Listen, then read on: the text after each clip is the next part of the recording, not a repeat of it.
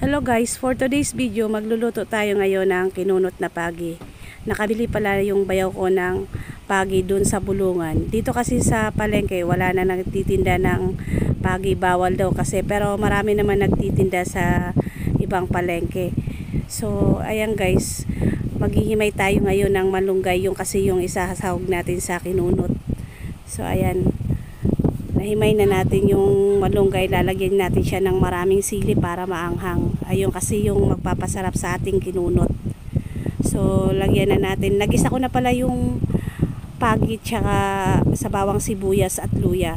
So lalagyan na natin siya ng gata. Dapat sa pagkukunot dapat maraming gata para mas masarap yung ating kinunot. So ayan guys, hahayaan muna natin siyang matuyo. So pag natuyo na yung gata, lagay na natin yung siling green tsaka yung labuyo. So ayan, malapit na siyang maluto. So ayan guys,